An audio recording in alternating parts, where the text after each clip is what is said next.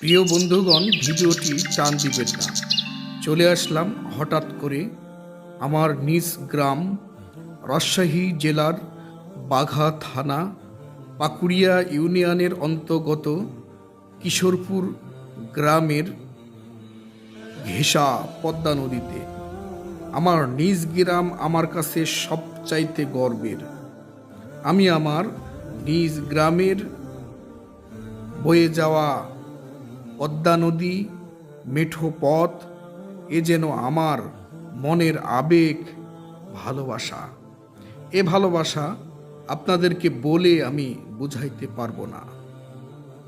প্রত্যেকজনারই নিজ গ্রাম, নিজের জন্য, নিজের মাতৃভূমি গর্বের। আপনারা আপনাদের নিজ নিজ জায়গা থেকে যেমন আপনার গ্রাম আপনার কাছে অনেক গর্বের, আমার কাছে আমার নিজ গ্রামও অনেক গর্বের। আসলে অনেক দিন যাবৎ ইচ্ছা ছিল যে আমি আমার নদীতে আমি কিছুক্ষণ হাঁটাহাঁটি করব।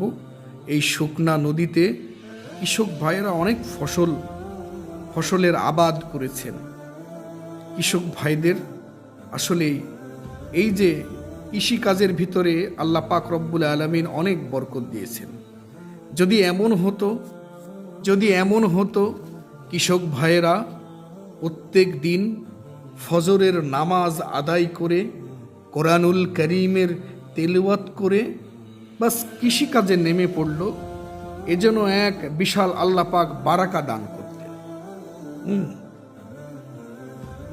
প্রত্যেক কাজ আল্লাহ পাক রব্বুল আলামিন সুন্নাহ তরিকায় করলে সেই কাজে আল্লাহ পাক বহুত বহুত বারাকা দান করেন।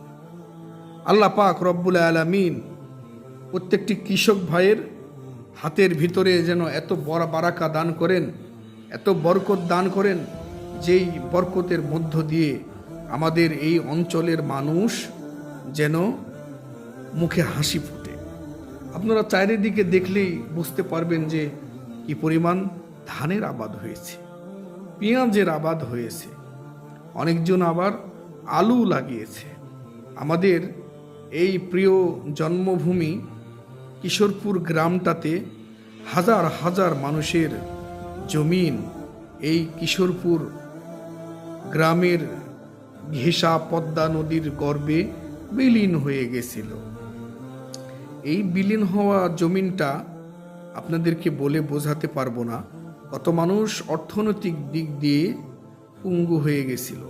আল্লাহ পাকের খাস মেহেরবানিতে এই পদ্মা নদীর ধারগুলো সুন্দরভাবে ব্লক দিয়ে বাধাই করার কারণে এত সুন্দর একটা পরিবেশ সৃষ্টি হয়েছে। আমরা আস্তে আস্তে এই জমিন আবার ফেরত পেয়েছি, কেউ বা কম, কেউ বা বেশি। আমরা এই জমিনগুলোতে ফসল ফলানোর মাধ্যমে আমাদের পারিবারিক অবকাঠামো, অর্থনৈতিক বিষয়গুলা আমরা সচ্ছল করার জন্য এই জমিনে ইনশাআল্লাহ আমরা আবাদ করব। এই আবাদের মাধ্যমেই আমরা আমাদের সচ্ছলতা ফিরে আসবে। আপনারা সবাই আমাদের এই কিশোরপুরের এই জমিনটা নিয়ে, এই পদ্মা নদীর মাটি উঠা নিয়ে একটু দোয়া করবেন তো, দোয়া করেন আমরা যেন এই জমিনটা আবার সুন্দর আগের মতো প্রত্যেকটি কৃষক যেন বুঝে পাই। এই জমিনের কথা চিন্তা করে কত কৃষক ভাইদের ঘুম হারাম হয়ে গেছে। আল্লাহ পাক হয়তো সেই কৃষক ভাই আজকে বেঁচে নেই, কিন্তু থেকে গেছে তার জমিন, পেয়ে গেছে তার ছেলে সন্তান নাতিপুতি। আল্লাহ পাক আমাদের সবাইকে বারাকা দান করুন। আমিন, আমিন, সুম্মা আমিন।